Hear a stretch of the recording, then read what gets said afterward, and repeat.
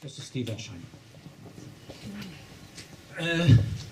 מאוד קשה להיות הנואם השישי, ואני לא רוצה לחזור על דברים, במיוחד מה שגידי אמר, הציטטות הפנטסטיות. אני עדיין חושב שאני צדקתי בדיון האידיאולוגי. אני הכרתי את וולפי באנגלית. הוא לא זאב בשבילי. ואני הכרתי אותו בגיל המעצב ביותר. לא זוכר אם זה היה בגיל 17 או בגיל 18, אבל שוב, כפי שגידי אמר, במסגרת של הבונים. לא היו תנועות נוער אחרות, רק הבונים היה. וגידי כבר תיאר את החשיבות, את ההשפעה האדירה של תנועות הנוער. אשתי אומרת לי, עד היום הזה אני לא התבגרתי ואני שייך עדיין לתנועות הנוער, ואני די גאה בזה. אבל, ויש הרבה לבקר, במיוחד הציטטה האידיאולוגית, אבל זאת, החיים היו מלאים אקסטזה בתנועות הנוער. עכשיו אני בא מג'והנסבורג, עיר גדולה. וולפי הגיע מקייפטאון. סליחה? עיר יפה, אבל משנית לגבי התנועה. זאב, וולפי הגיע מקייפטאון אחרי השנה במכון למדריכי חוץ לארץ, ובלי לגמור את התואר באנתרופולוגיה. גם אני היסטוריון, ובא בתור מזכיר כללי. עכשיו זה היה תואר רב, להיות מזכיר כללי אצלנו זה היה תפקיד בלתי רגיל. וזאב הגיע, והוא הגיע למעשה כמעין מתחרה. מי זה הבחור הזה שבא מקייפטאון? והוא הגיע כמעין מיטיור, כוכב שביט. לוולפי, אז, ואני חושב שגם מאוחר יותר, הייתה כריזמה בלתי רגילה. אז אני רק מכיר אותו מאז, והיחס היה יחס של הערצה אינסופית, קנאה אינסופית, ותחרות. ואני מוכרח להגיד, גידי, אני מסכים לגמרי עם הציטטה שלך, אבל אנחנו התווכחנו כל הזמן על מה שנקרא אינדיס וקולקטיס. זאת אומרת, אלה שמאמינים באינדיבידואליזם מול קולקטיביזם. ובשבילנו, בשבילי, הקיבוץ זה היה הקולקטיביזם, סטליניזם וכו'. כל זה אני לא האמנתי במילה. אבל אם זאב אמר את זה, אני אמרתי את ההפך. למה? משום שהמשיכה הייתה כל כך גדולה. עכשיו אני רוצה לומר דבר על מורים גדולים. כל אחד דיבר על זה, אני לא רוצה לחזור. אבל אם אתה מעריץ מורה או מדריך, למעשה אתה מתחיל לחקות אותו. זה מין ארוס של הוראה. אתה דיברת על ג'ורג' מוס, אני אגיע אליו קצת יותר מאוחר, אבל אנשים כאלה אתה מתחיל לחכות, תוך כדי הערצה. אז אני זוכר ימים שלמים בסמינרים ובמחנה, שאני הלכתי כאילו שאני וולפי מנקוויץ. עם עיניים של וולפי, עם כל ההרגלים שלו, ואנחנו, לא רק אני, כולנו התחלנו לחכות אותו. אני לא מכיר איזושהי עדות יותר בעלת כוח, מה שהדבר הזה. זאת הערצה תוך כדי כריזמה בלתי רגילה. כן, כן, רק אני לא רוצה לחזור על מה שאנשים אמרו, כמה תכונות של זאב, וולפי. אף אחד לא אמר פה שזאב ניהל את המקהלה של הבונים. ועד היום הזה הוא לימד אותנו את השיר האל ברכנו. זה באך. אבל בשבילי זה היה ברנר או ברדיצ'בסקי, לא ידענו מי. ולזאב אף אחד לא אמר, היה לו חוש הומור בלתי רגיל. ואני אתן רק שני דוגמאות. החוש הומור של וולפי היה בעצם משחק מילים, משחקי פאנז. אז שיחקנו משחקים במחנות. לא כל אחד יבין מה לעשות. הוא היה מאוד סובטילי. שם של רקדן או שם של איש בלה, רגע.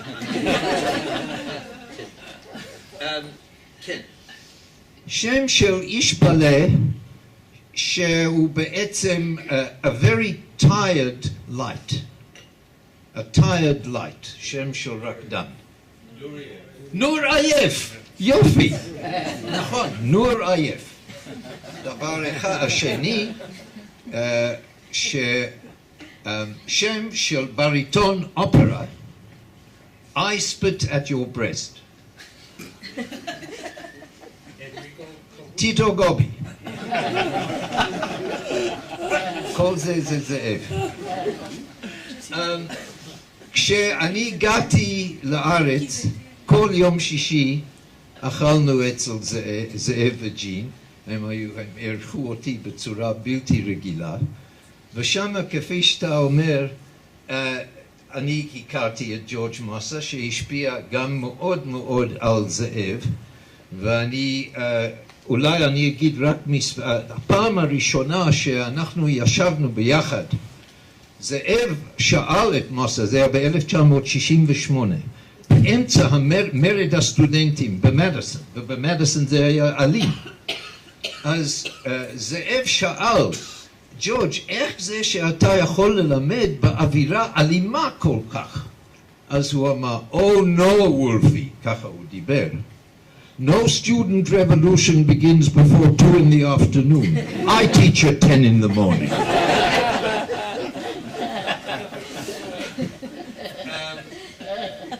אתה הזכרת את ההירואיזם של זה, רציתי לדבר על זה, אבל זה מיותר.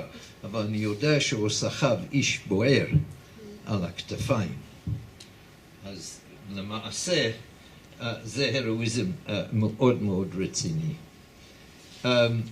גם דיברתם על החיים הקשים, אז אני לא אחזור על זה, אלא לדבר על חיוב החיים של זה בכל מקום שאני זוכר.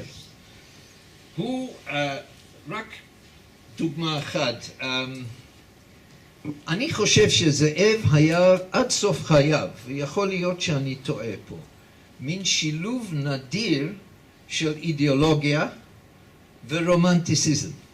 הוא כן היה רומנטי, איש של רומנטיקה, והיכולת שלו לעורר רגשות בתור מורה, בתור מדריך, אני חושב, נוגע לעניין הזה, וזה גם חלק של הלהט האינטלקטואלי שלו. היום אני לקחתי מהספרייה שלי, ב-1969 נדמה לי, הוא לא שם תאריך, ליום הולדתי. זאב נתן לי את הספר Neo-Freudian Social Philosophy של מרטין ברנבך. איך אני התרגשתי. לא הבנתי מילה מהספר, אבל איך אנחנו התווכחנו על זה, איך אנחנו דיברנו, ועל כל דבר היה ויכוח. אבל ויכוח כמובן, ואני לא רוצה, זה ברור לגמרי, של חברים.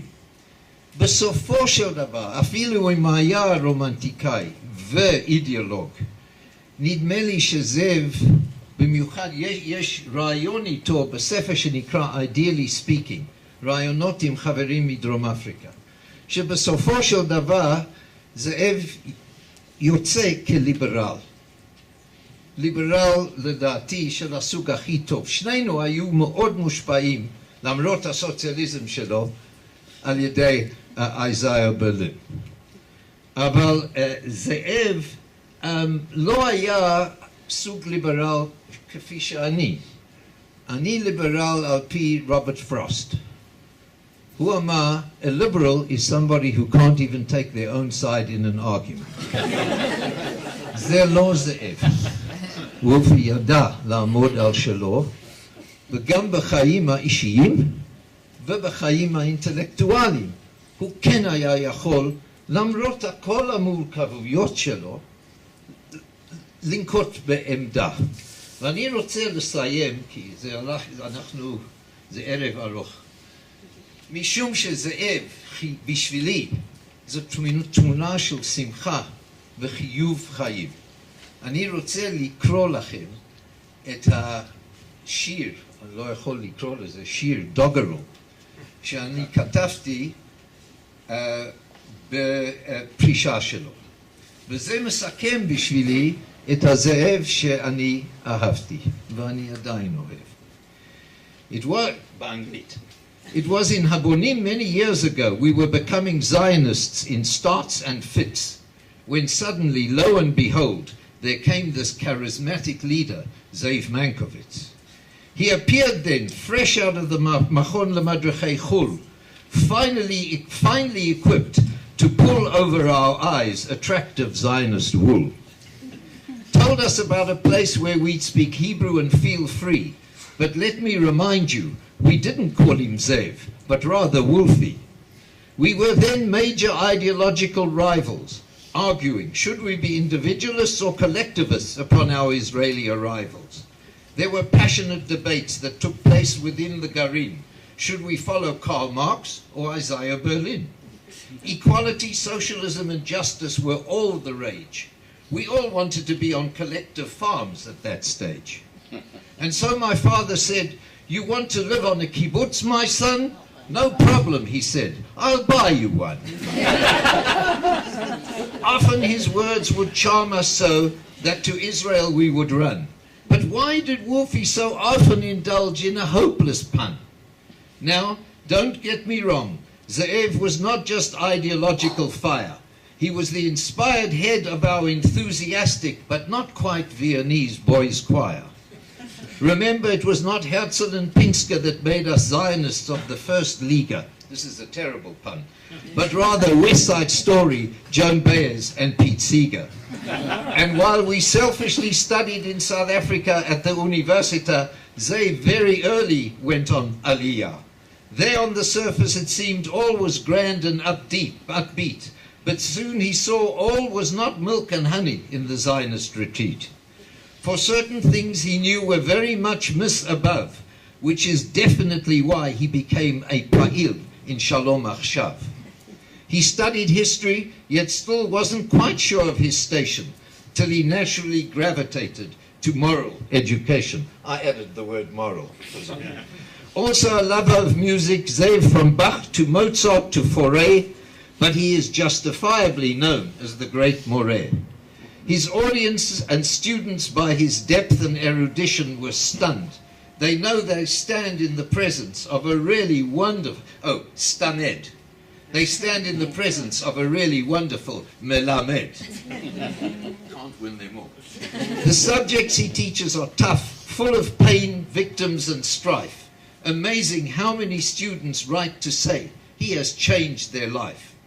He plows a world of hardship, cruelty, and degradation.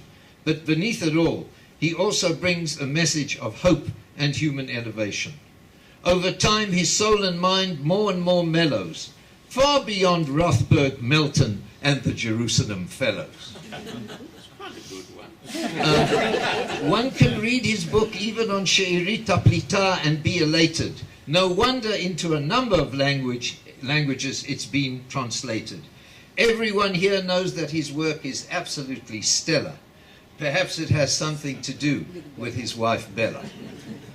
Now, this is not a goodbye, but a fare thee well, not even hands in glove, not a departure, not a severance, but always full of love. Todah.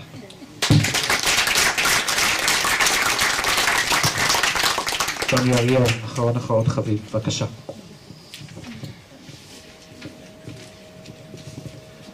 ביקשתי את הרשות מהמורה לדבר באנגלית, מכיוון שהיחסים שלי עם זאב היו כמעט כולם באנגלית. It's a privilege to honor Zeev, and I want to give voice to those who were oh so lucky to have Zeev as a madrich. We met when I was 18 and I came, as you heard, to the Machon LaMadrichei Chutz La'aretz, where Zeev was the director.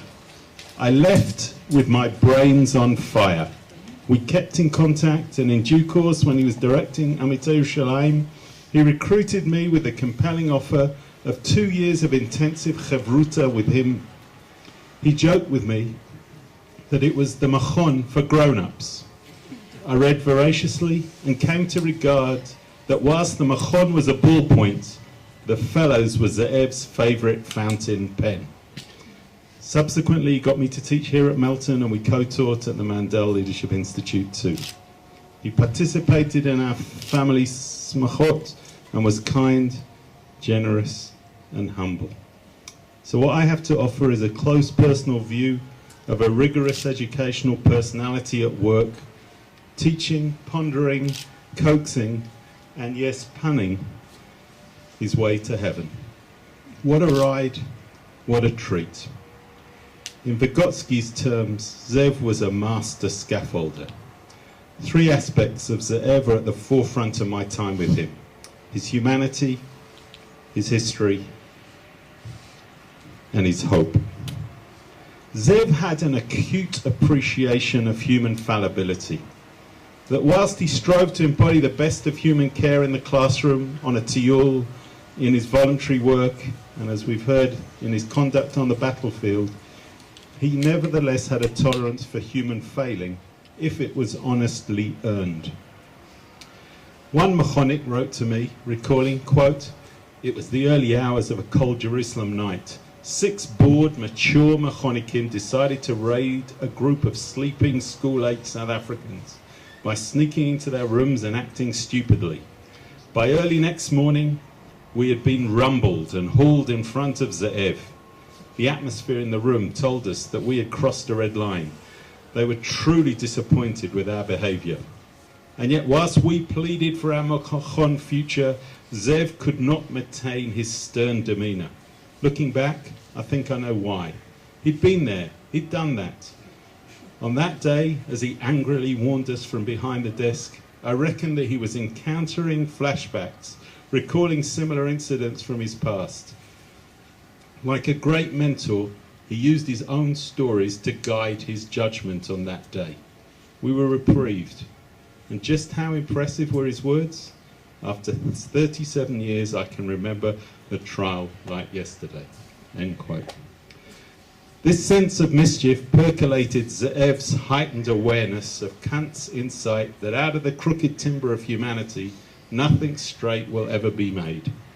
Zeev had a strong moral spine upon which he stood robustly. He modelled it for all of us.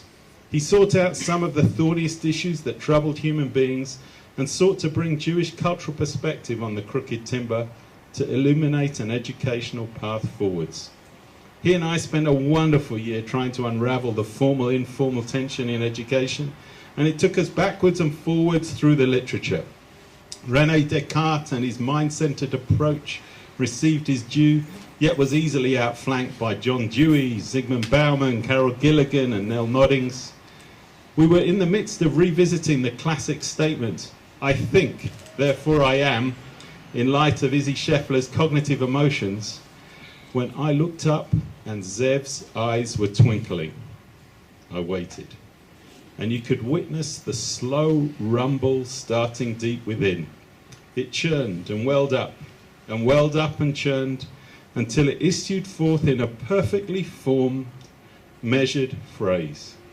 Quote, "You see, Johnny, that's what happens when you put Descartes before the horse."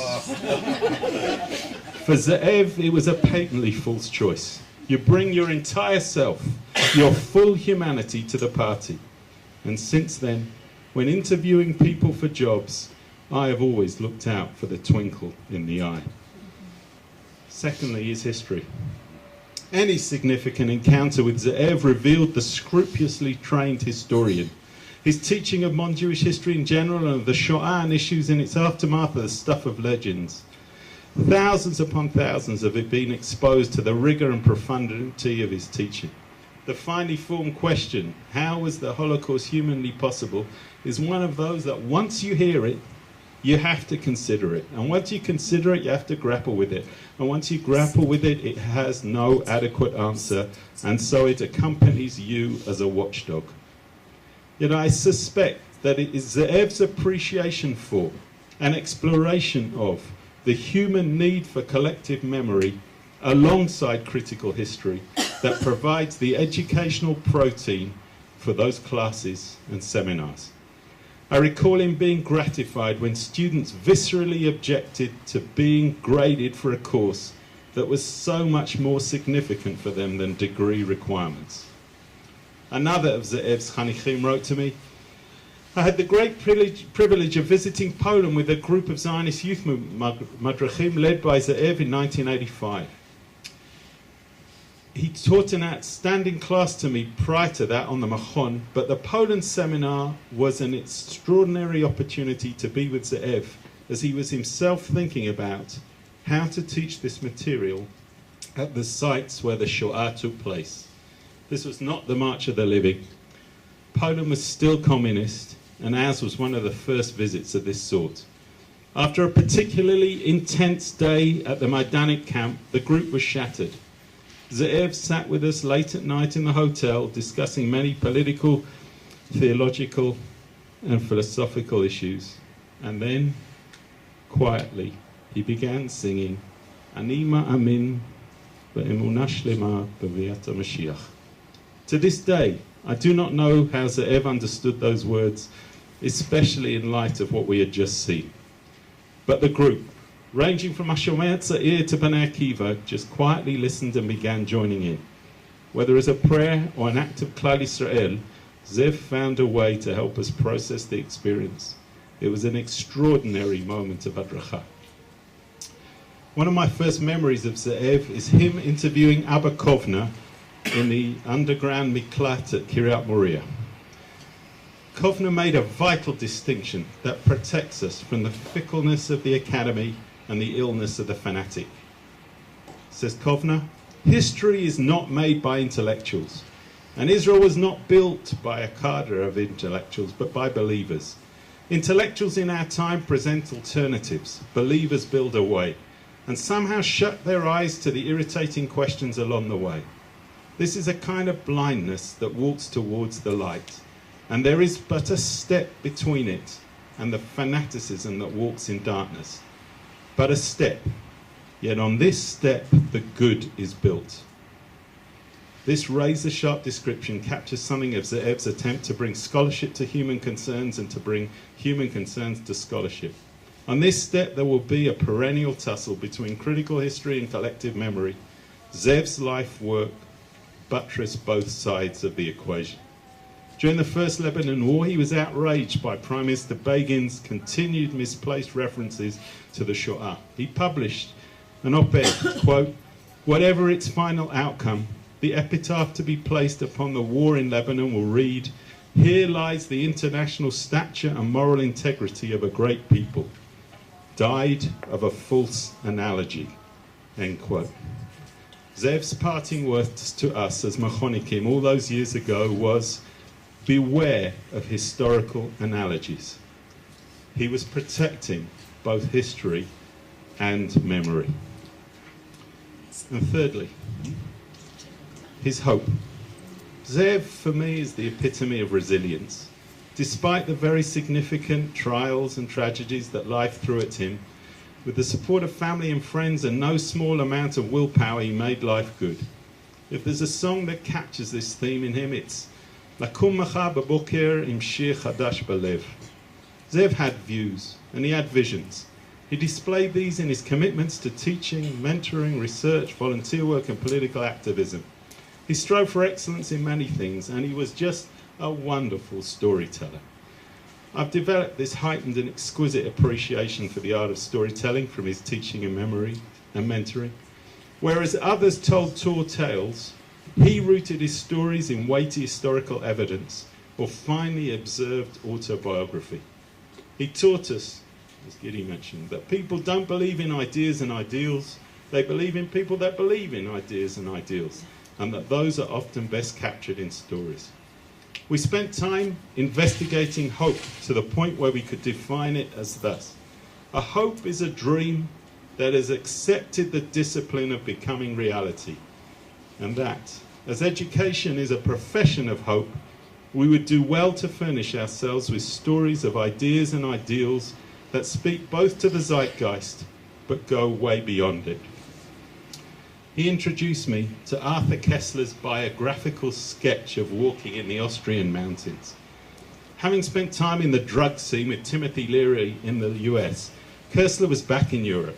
He describes witnessing two kinds of climbers. There are those who take the cable car to the top, get out, and stand agog at the spectacular colours, the purity of the air, and the enchantment of the horizon. And then there is the second group, those that walk, knapsack on their back, staff in hand, and huff and puff their way to the summit. They reach the top, they take a deep breath, a sip of schnapps, and wipe their sweaty brow, and stand agog at the same spectacular colours, the purity of the air, and the enchantment of the horizon.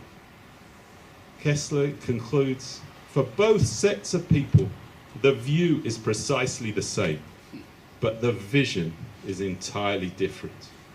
Zeev was an exemplary rambler, a deep sojourner in the hills of our people's past, present, and future, with their views and visions of hope.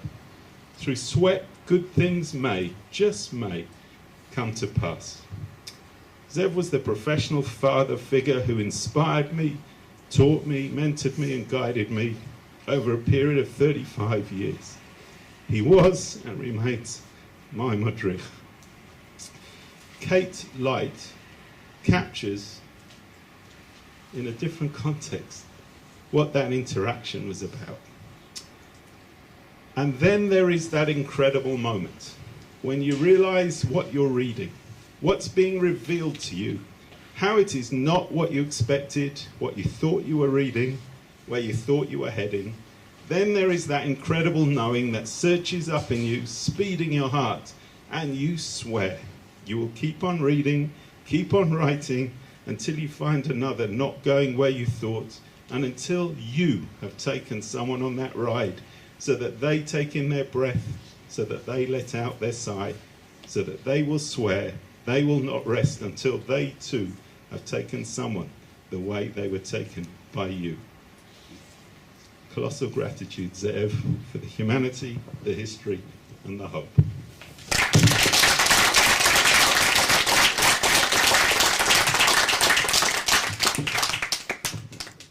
יופי ועומק שנאמרו, מעל לכל דמיון.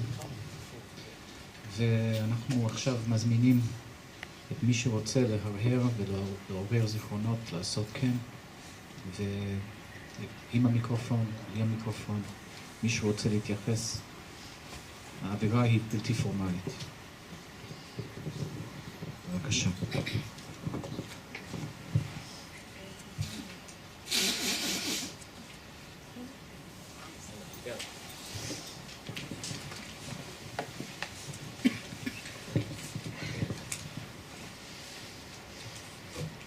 It's not easy for me to stand up and speak. Now, speaking English that was the language that we spoke at home. Coming here to the place of life, of work, of wolves, the things that he loved, the things that he did, and walking up the passage and seeing Zeev Mankowitz there, it's one of the most difficult things that I had to do. But I just want to thank everyone, all the people that spoke and all the people that have come, that have given back the healthy Wolfie for me. And for me, that's a huge present. I need to get those pictures back, and you have helped me with the words you've said, the things that I've heard, and the place. This is the place that he loved. This is the place of life for him. Yehi zichro levarcha ve'baruch. And I hope to remember him the way he was when we first met. The love of my life from the age of 16. And I hope that that will come back to me again. So thank you very much, everyone.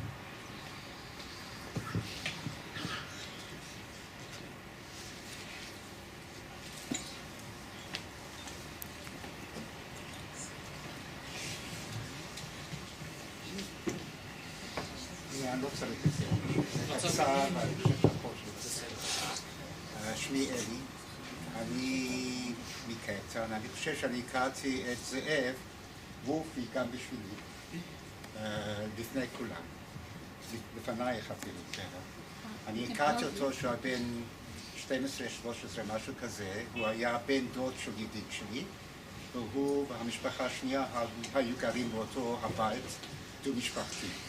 אז הייתי מבקר את הידיד, הייתי מדי פעם רואה אותו. הוא היה בחור, איך אומרים בעברית? איגר. מה זה איגר? כולם מבינים מה זה. גבוה. מה? נלהב אולי. להבות. לא חשוב. גבוה, חסון, יפה. ולא, אני לא זוכר הרבה חוץ מזה, מכיוון שההפרש הגילים היה גדול מדי. ואני כעבור מספר שנים מעטות עליתי ארצה, אז לא ראיתי אותו, אלא בשלבים יותר מאוחרים.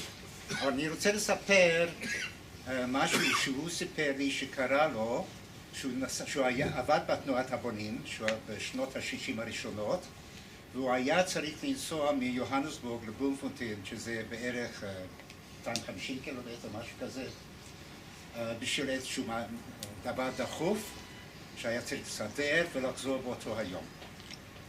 והייתה הוראה מפורשת של הפדרציה הציונית באותו הזמן, לא לקחת טרמפיסטים.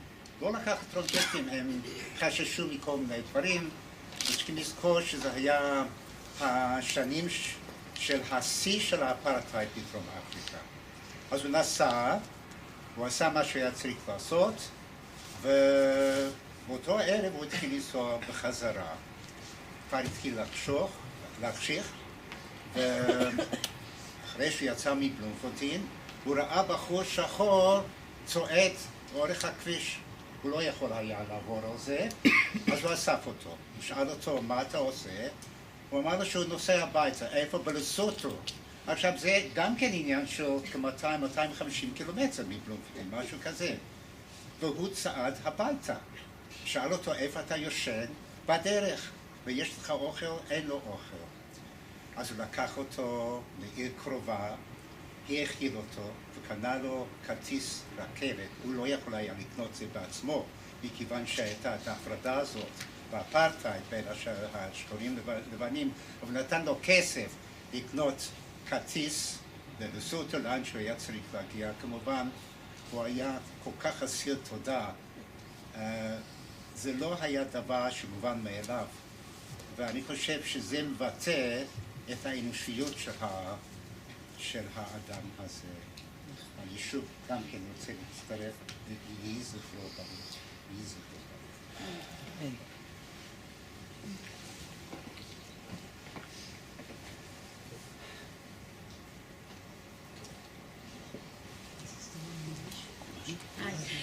קוראים לי מירי מה זה, ואני אדבר בעברית, עברית של ישראלי.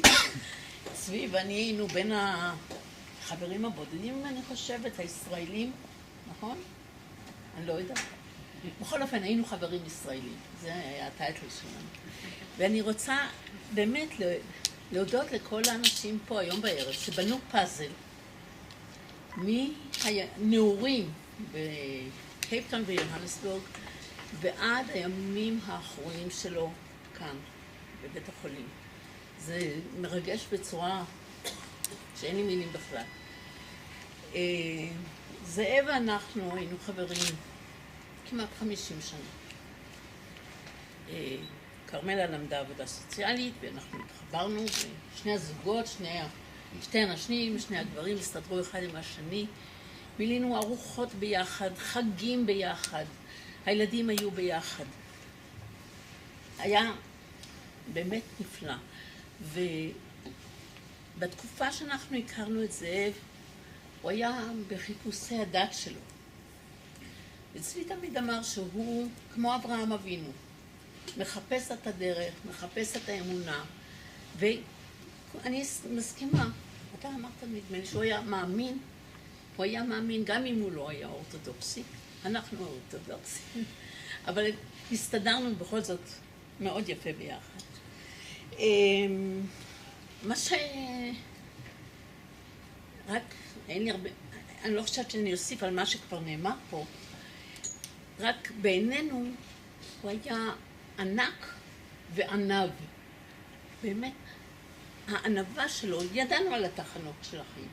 איפה הוא ניהל, ואיפה הוא עבד, ומה הוא למד, הכל. אבל הענבה הזאת, אף פעם, מעולם, לא שמענו אותו, לא מתפאר, לא אומר, לא קושר לעצמו כתרים. מעולם לא, אני בטוחה שאתם שותפים לעניין הזה. וזאת אחת הגדלויות שלו. עברנו תחנות חיים רבות איתו, בכאב, בשמחה, ותמיד יצאנו ממנו עם תחושה שזו זכות להיות חברים שלו, והתעלות נפש. ותודה לכולכם.